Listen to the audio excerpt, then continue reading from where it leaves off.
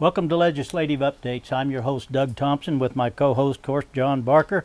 And John's a representative from the 70th District. And if you haven't seen the show before, let me kind of fill you in on what happens. John's, of course, in the legislature when he comes out, and we do a show on Friday afternoons. As soon as the legislature comes out of session for that day, then John will stop by and give us the information of what's going on in Topeka. And it's a current, accurate information, and we get it out as quickly as we can. The other good part about it is John always brings, or not always, but most of the time, brings a guest, a special guest to come in, and this time he's brought in Dan Hawkins, who's the House Majority Leader. And Dan, welcome. Thank you very much, Doug. Glad to have you here. You've been here before. If you've been watching the show regularly, you've seen Dan here before, and he's the representative out of the 100th District out of Wichita. Yep. And West you side. guys, pardon? West side of Wichita. Yep. And you guys are on your way back home. I know it's been a long week because this is the first full week. John, Okay. fill us in about what's happened this week with the legislature. Well, Doug, we are on our way home. We stop here before we get home. I've got And we 10 miles appreciate to go it. to Abilene. But it has been a busy week. Monday was our first day. All the members were sworn in at 2 o'clock on Monday. Dan, of course, has been on the show a number of times last session, but now he's the majority leader for our caucus, the Republican caucus, so I'm glad to see that he's in that position. But we did get sworn in. The governor got sworn in. We listened to her speech. Then, of course, that night there was the governor's inaugural ball. April and I were invited, and we did attend. There were a number of legislators there. It was a nice time, and that's normal. Then, of course, Tuesday was our first day of committee meetings. My committee meeting, the Federal and State Affairs, we met at 9 o'clock. Talked about a few things. We passed our rules. I scheduled some bill introductions. We just kind of went through the normal process, orientation of the new members. I have, I think, 7 new members on my committee. I explained to them, and then I asked each of them to make an appointment with me in my office to come by and discuss what some of their goals are. So we were able to do that, and then we've had an overview because a number of new members. We wanted to have ABC, Alcohol Beverage Control, come in because that's one of our purviews, to give their responsibilities and what they take care of and how we can help assist them with legislation. And then we've also had, the following day we had lottery come in. So that's another one of our responsibilities is all gaming and lotteries. So they came in and did an excellent job as always. So it kind of gives the members some firm ground to kind of go forward with the new members and number of older members that we've had on the committee. We've scheduled bills. We had bill introductions, and we have scheduled bills to be heard next week. We're not meeting Monday because that's Martin Luther King Day. Mm-hmm. So Tuesday morning we will have one more overview from the State Fire Marshal's office and from the EMS services, so that we also are the committee that oversees their responsibilities.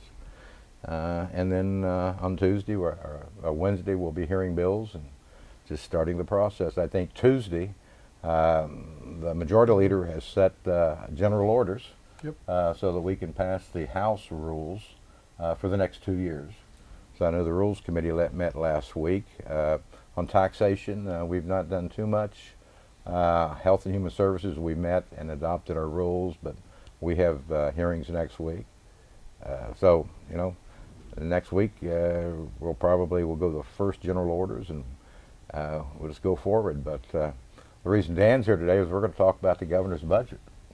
Yeah, I'm anxious to get into that and visit about the budget. John, I want to go back to where you were talking about the committee that you first started with here this week. Right. How many members are on that committee? Federal State Affairs have 23 members. And so 7 of them are new. Yes.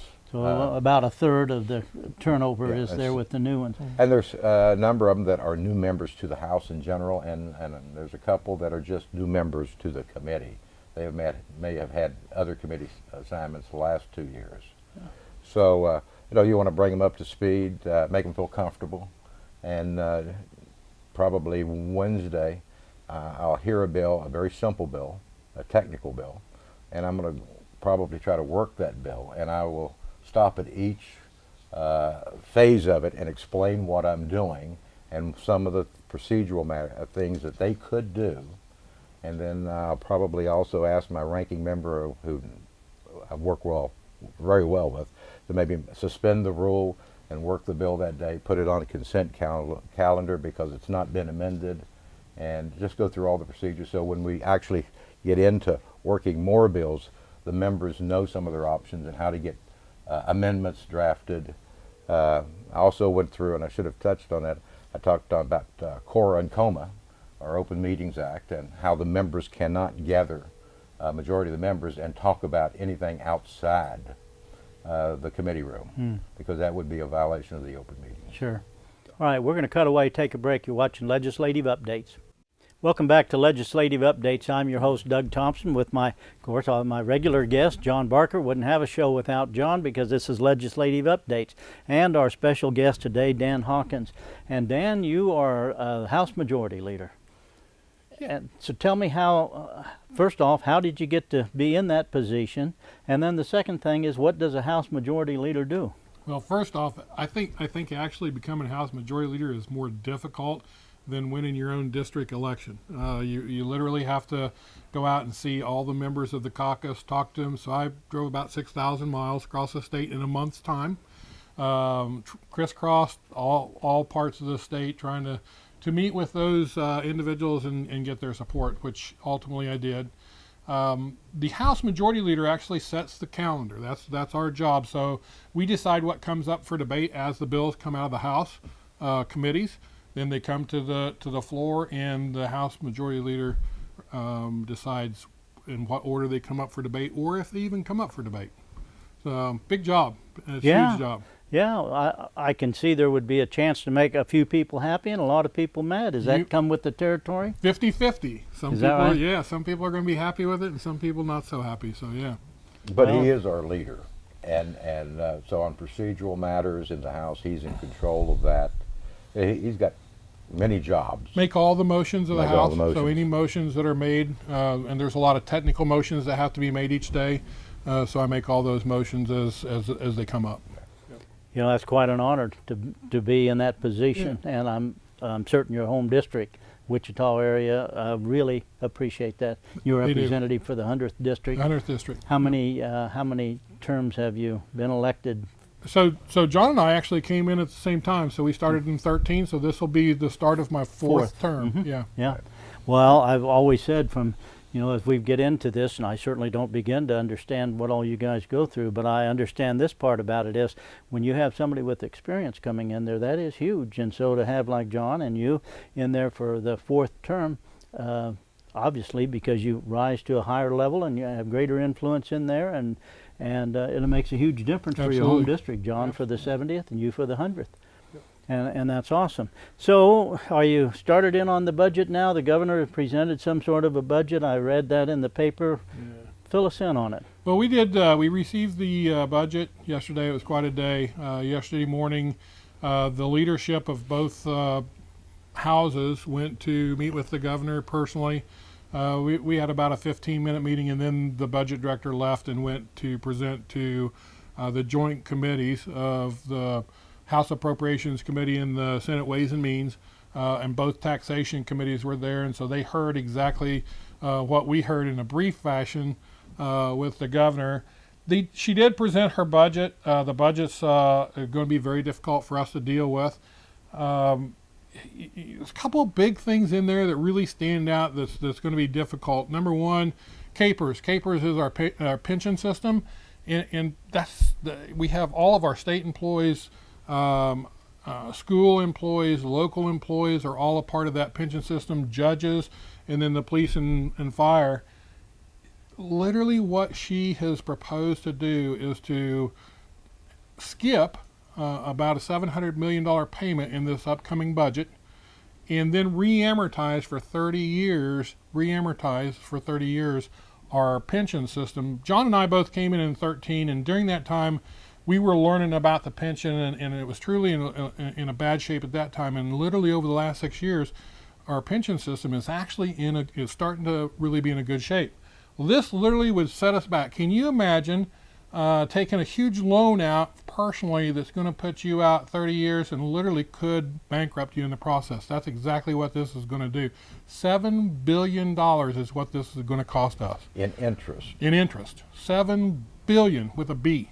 So by diverting that 700 million Yes. and then payable over 30 30 years. years at what interest rate? 7.5%. And Seven will, three quarters. 7.75. and that will compute to $7 billion. $7 billion 30 years later. Yeah.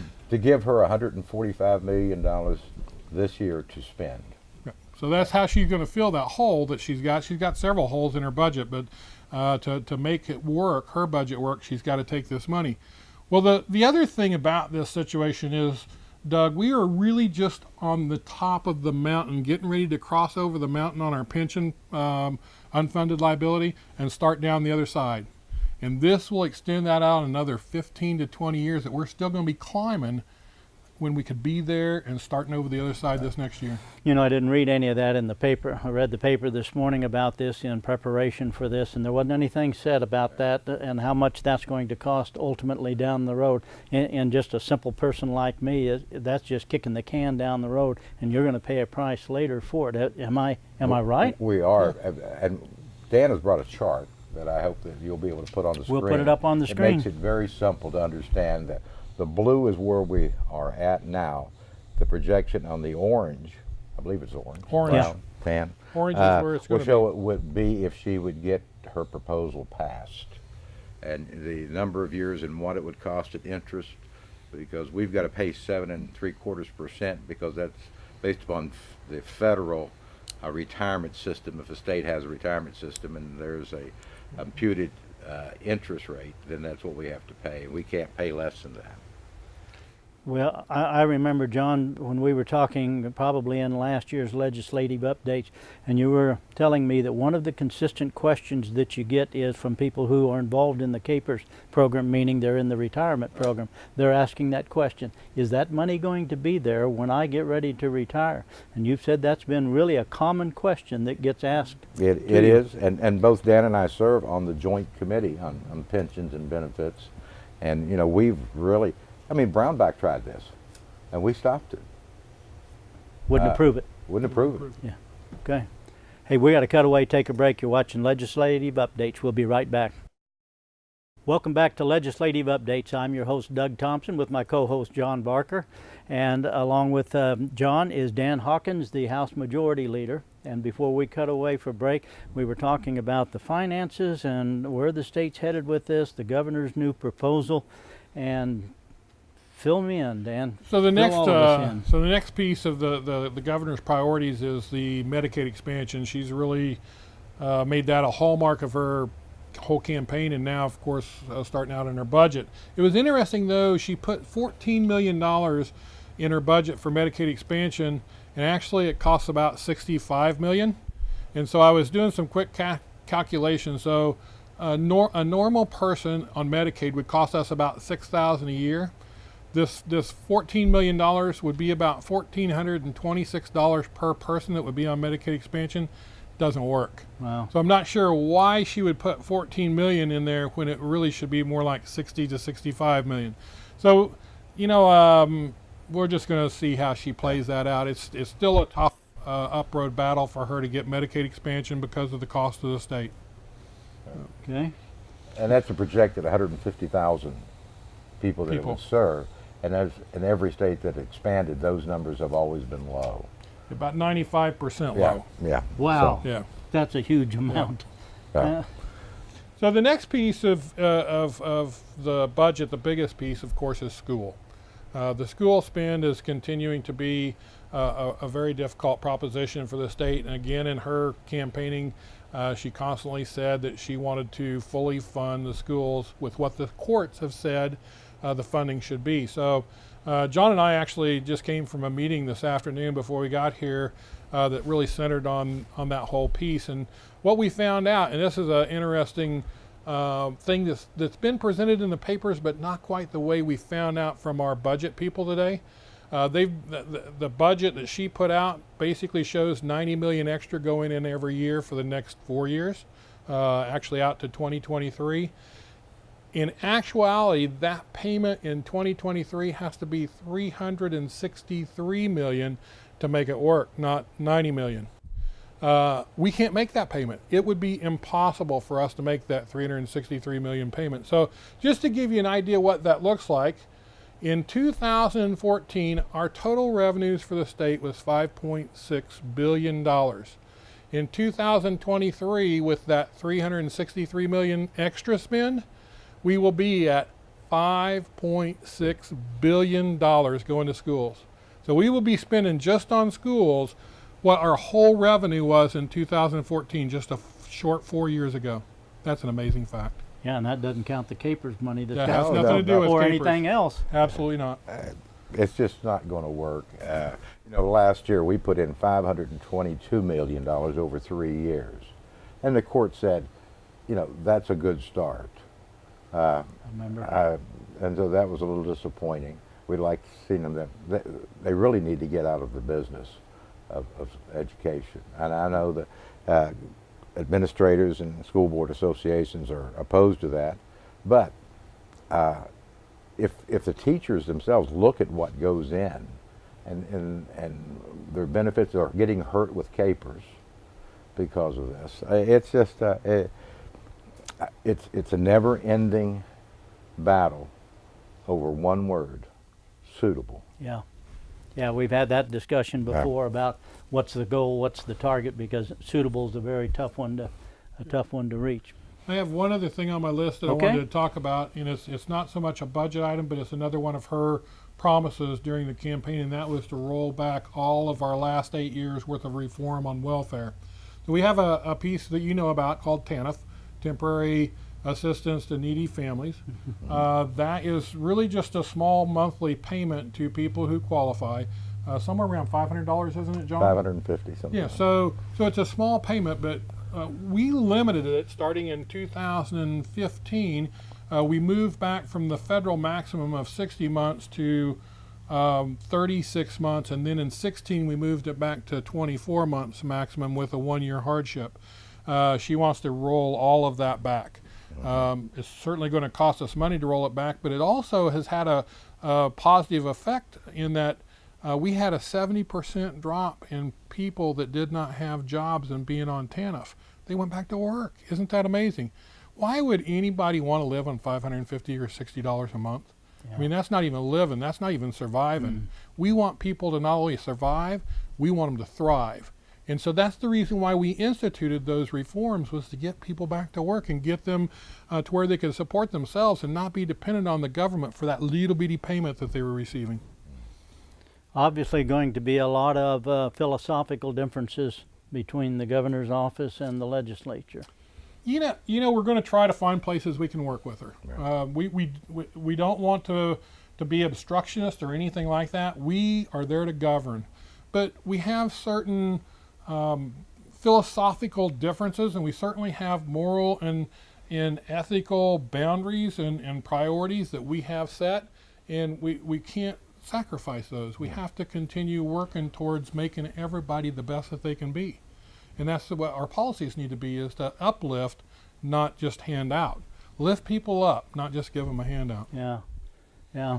What do you see the strengths of the new governor's position? Are there strengths coming into it that you think will be beneficial? Well, I know the governor. We served on post audit together. We sat beside each other, and we've had exchanges over the last 4 years that she was on it. She's a very nice person. Philosophically, we differ. She's very pro-choice. I'm pro-life. She's a liberal that wants to create a society of people who she takes care of all their needs. I am one that wants to give someone a helping hand, but I don't want to support them for the rest of their life. And to take care of the folks that will need us, the young children that we take care of under our Medicaid program, that we take care of the disabled, the intellectually disabled. Those are the people that the audience that attract me, that I think we need to really help first. Okay. We're going to cut away, take a break. You're watching Legislative Updates. We'll be right back. Welcome back to Legislative Updates. I'm your host, Doug Thompson, with co-host John Barker and our special guest, Dan Hawkins. And Dan's, of course, representative from the 100th District in Wichita. He's also the House Majority Leader. Dan, we thank you so much for coming in. Thank you so Thank much, you for Doug. taking time to stop. I know you're on your way back. And you can check out their website. You can get information about the charts on the KPRS Unfunded Liability, and you can take a look at those. And if you have questions, you can reach John Barker. You can reach Dan Hawkins. Simply just take a look at their website, and it'll tell you how to make connections with them. Hope you've enjoyed this. And John, we appreciate the fact you take time on Friday coming back. I know it's been a long week. You've been away from the home, and coming back in and sharing this information. Thank you so much, John. That's quite all right, Doug. All right. Next week we'll have a guest also. Very good. So- Thank you. Tune in next time for another legislative update. Thanks for watching.